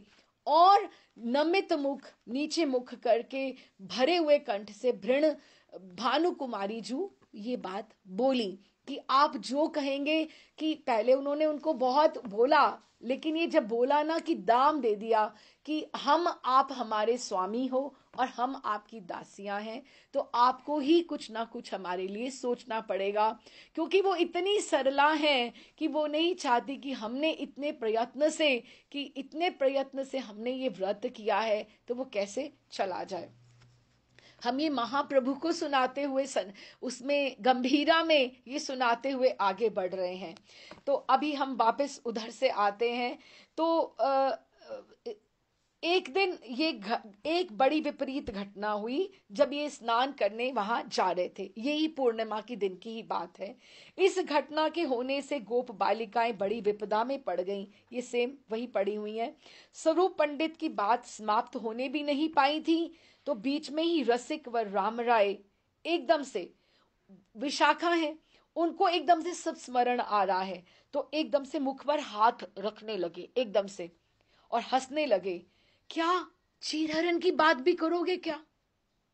चीरहरण की बात भी करोगे क्या? कैसी लज्जा की बात है। ये कहते ही राम राय के कपोल युगल उज्जवल हो गए। कि अभी आप देखो, ये पुरुष देह में है विशाखा जू, लेकिन तो भी उनको इस समय भी लाज आ रही है, ये सोचते हुए कि अभी क्या आप इसके बारे में भी बात करोगे क्या?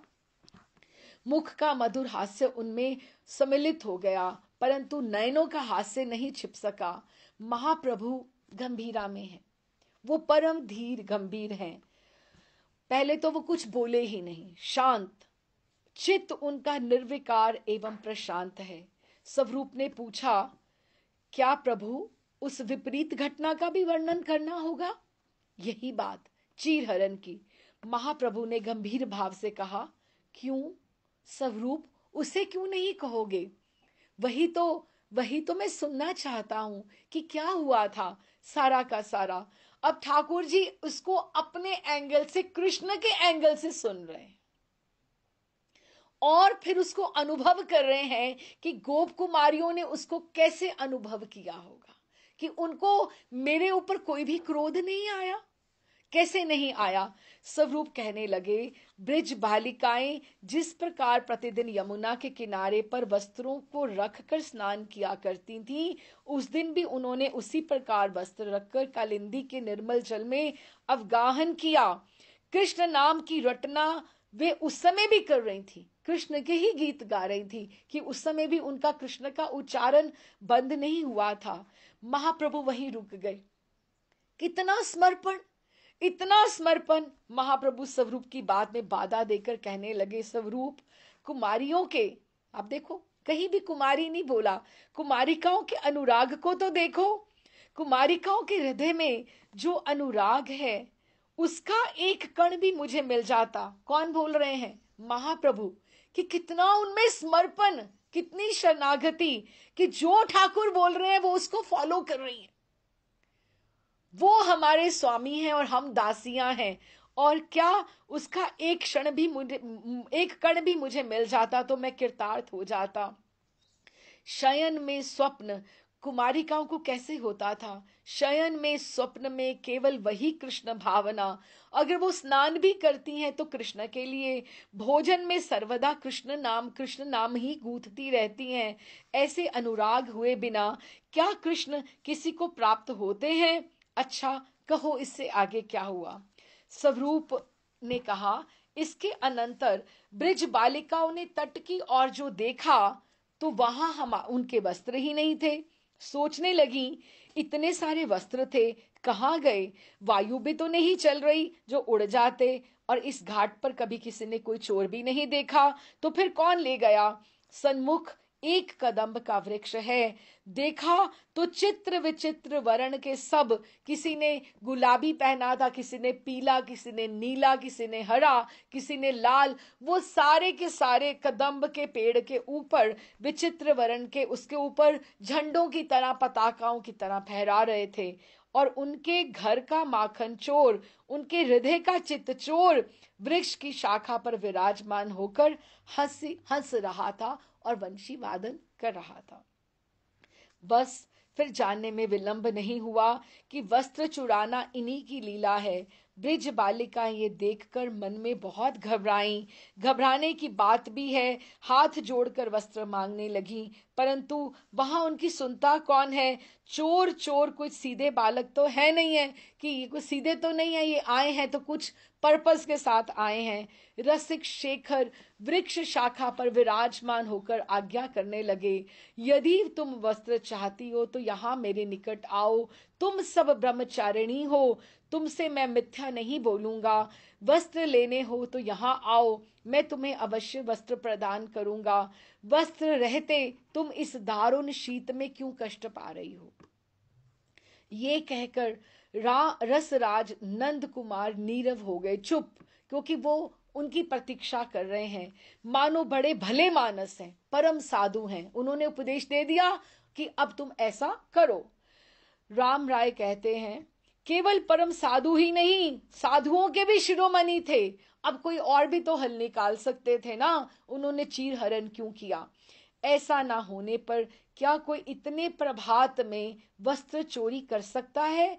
ऐसा साधु तो कहाँ मिलेगा? हाँ महाशय, इससे आगे क्या हुआ मैं अधिक कुछ नहीं कहूंगा, कहीं प्रभु मन में कुछ और समझे। महाप्रभु ने गंभीर भाव से कहा, हाँ स्वरूप, इस आज्ञा को सुनकर ब्रिज बालिकाओं ने क्या किया? स्वरूप कहते, अच्छा सुनिए।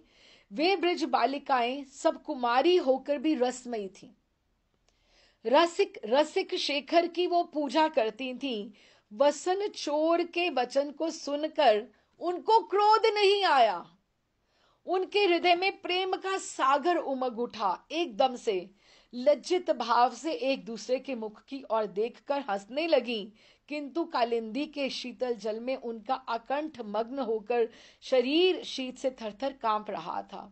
वे विनीत भाव से कहने लगी, श्याम सुंदर, यदि तुम हमारे वस्त्रों को प्रदान कर दोगे तब तो हम तुम्हारी दासी बनकर तुम्हारी आज्ञा पालन करेंगी, और यदि प्रदान नहीं करोगे तो हम तुम्हारे इस अपराध की बात कंस महाराज तक पहुंचा देंगी।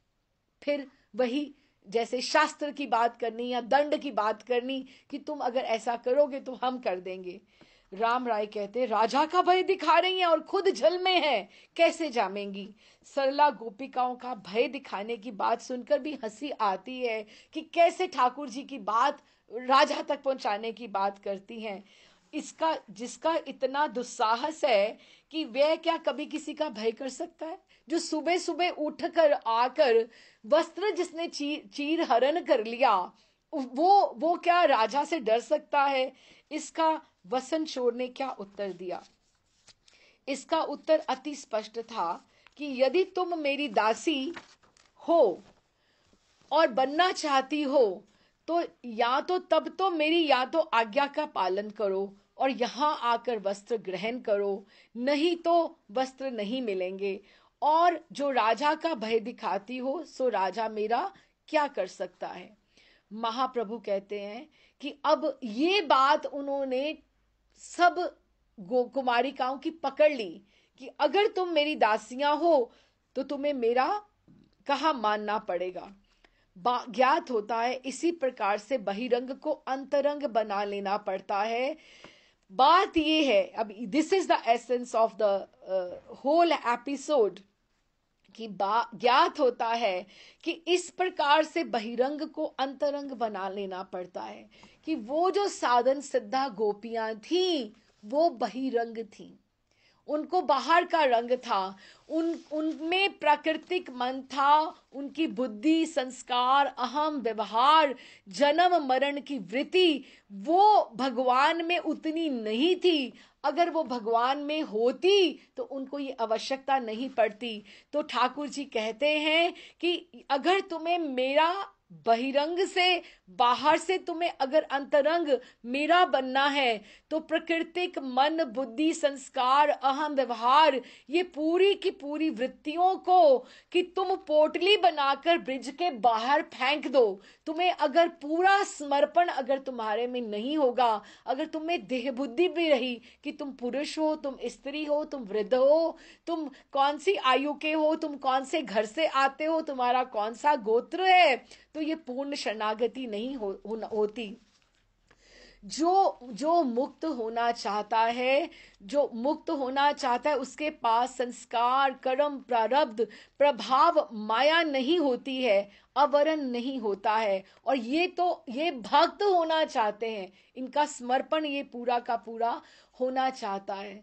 और गोपियां जो है ये पूरा का पूरा ठाकुर जी को इतना समर्पण कर चुकी थी कि वो बाहर से अंतरंग ठाकुर जी को अपना अंतरंग मानती थी और ठाकुर जी भी उनको अपनाना चाहते थे। तो इसीलिए उन्होंने, जिस तरह से आप सोचो, उनको आसक्तियों के जो आवरण थे उनमें देहबोध नहीं होना चाहिए था, उनका पूर्ण समर्पण जो होना चाहिए था। क्योंकि आने वाले दिनों में जो वो ठाकुर जी उनके साथ रास करने वाले हैं, उसके लिए ठाकुर जी के साथ रास करने के लिए उनको एक चिन्मय देह की अपेक्षा थी, जो ठाकुर जी उनको अपनी कृपा दृष्टि से देना चाहते थे। इसलिए ठाकुर जी उनको बाहर से अंतरंग बनाना चाहते थे। जिस तरह से बड़े महाराज जी कहते हैं कि जैसे हम सीधी सीधी भाषा में कहें कि स्कूल जाने के लिए एक यूनिफॉर्म की अपेक्षा होती है, तो इसलिए कृपा किशोरी जी के कृपा पात्रों के आश्रय में ठाकुर जी चाहते थे कि अगर प्रिया जी ने उन सब साधन सिद्धा को चुना है तो मैं अपनी करुणा की दृष्टि से, कृपा की दृष्टि से उनकी देहों को चिन्मय कर दूं, जिसके साथ मैं विहार कर पाऊं।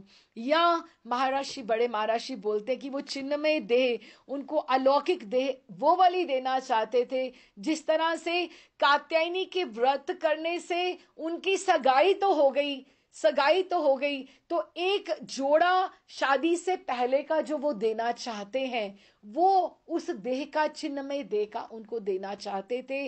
इसलिए ठाकुर जी उनके ऊपर कृपा दृष्टि, और वैसे भी ये एक तरह का, ये तो सर्वविदित है कि जल में, तीर्थों में नग्न होकर, निर्वस्त्र होकर घर पे भी स्नान नहीं करना चाहिए। तो वो भी एक मर्यादा की रक्षा हो गई कि ताकि उनका कुमारियों का जो है व्रत है वो खंडित नहीं हो। तो उन्होंने कहा बहिरंग को अंतरंग ऐसे ही बनाना पड़ता है, क्योंकि जब तक उनमें भगवान से बिंदु मात्र भी संकोच रहेगा तो ठाकुर जी उनको नहीं अपनाते हैं। तो उन्होंने कहा अच्छा इसके आगे क्या हुआ। स्वरूप कहते हैं इसके अनंतर ब्रज कुमारियों का निरुपाय होकर शीत से कांपती कांपती जल से बाहर आई और किसी प्रकार से अपनी लज्जा का निवारण कर संकुचित भाव से कृष्ण के समीप गई। नारी जाति के लिए लज्जा त्याग करना प्राण त्याग से भी अधिक कठिन है, लेकिन क्या करती, इसके अतिरिक्त उनके पास कोई उपाय ही नहीं था।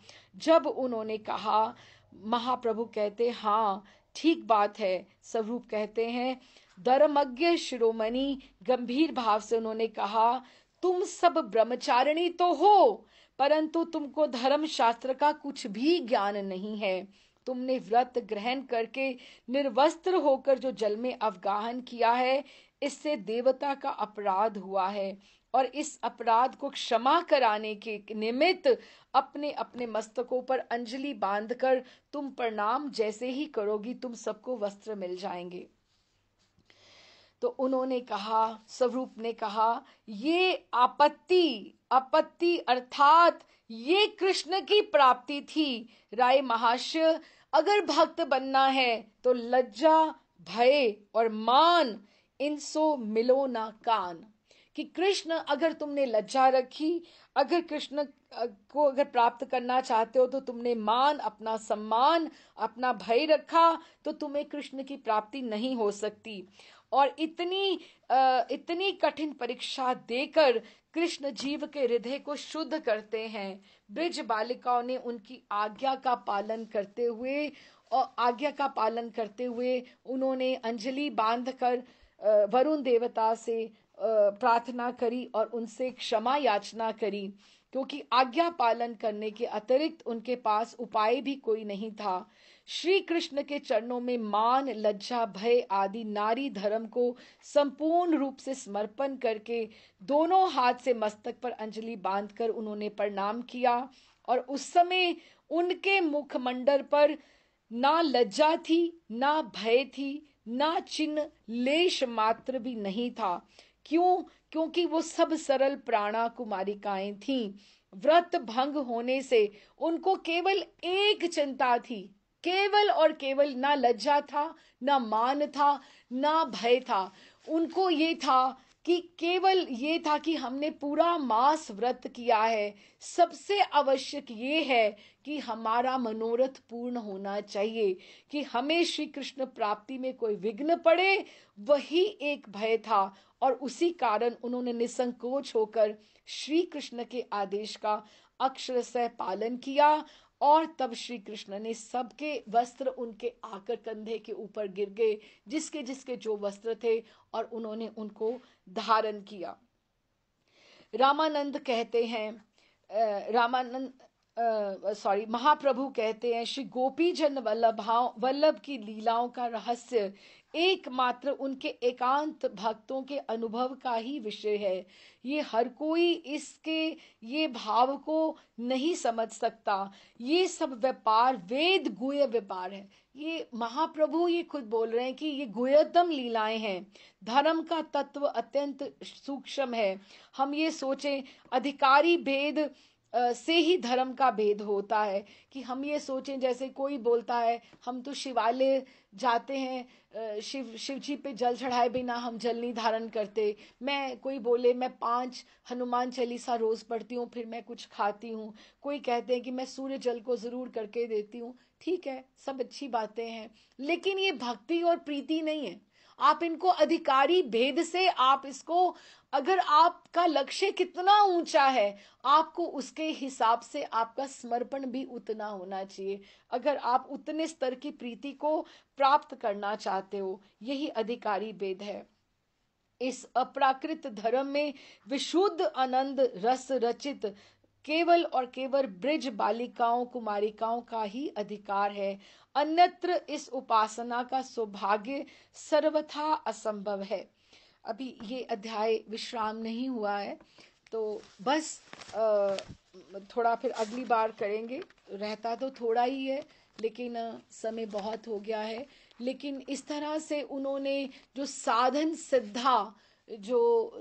सिद्धा जो गोपिकाएं थीं, जो दंडकारण्य के जो ऋषि थे, उनको उनको उनकी जो आसक्तियों के आवरण, कि उनके देह बोध, क्योंकि वो कब से उसमें आए थे, उसमें कब से तपस्या करते हुए उनके चित्त अहंकार, वो जो बुद्धि थी, वो पूरे के पूरे उनको चिन्ह में दे ठाकुर ने देने के लिए ये पूरी की पूरी चीर हरण की लीलाएं। और ये चीर हरण नहीं था, ये आसक्तियों के आवरण थे जो ठाकुर जी ने उनके लिए, और उनका पूर्ण समर्पण, उनका पूर्ण दास्यत्व, उनका गोपियों का एकदम से उजागर हुआ कि नारी धर्म के लिए सबसे जो बड़ी बात होती है कि शील, लज्जा, धैर्य, लेकिन उन्होंने वो भी अपने स्वामी के, अपने ठाकुर के चरणों में समर्पित कर दिया।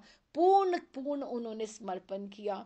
उनको केवल एक सरल प्राणा का दिल में एक ही बात थी कि कहीं हमारा जो ये व्रत है वो खंडित नहीं हो जाए, हमसे कोई अपराध ना हो जाए। तो इसीलिए उन्होंने, ठाकुर जी ने जैसे उनको कहा, उन्होंने वैसे ही उसका अक्षरशः पालन करके पूरा उन्होंने ठाकुर जी को माना और उतना ही उनको सम्मान दिया। राधर उन्होंने ये समझा कि ठाकुर जी हमारे कितने अपने हैं कि हमारा व्रत नष्ट हो जाता, हमारा व्रत भंग हो जाता। किस तरह से उन्होंने कहा, वहीं बस पढ़ के हम विश्राम करते हैं। कि कितने सदय हैं नंद सुवन, उनको ये लगता रहा कि कितने करुणामय हैं नंद सुत। हम अब तक इस कार्य को उनका ऊधम समझ रही थी, लेकिन अब समझ में आया कि वे तो, कि हमारा व्रत नहीं खंडित हो जाए, उस व्रत की रक्षा करने आए थे। हम सब अपराध बोध से दब गई, मुख नीचे किए बाहर आई, और इस तरह से ठाकुर जी की दया का स्मरण करके मन ही मन हमारा मन गदगद हुआ कि ठाकुर जी हमारे कितने अपने हैं, कितने अपने हैं, कि उन्होंने हमें किया है।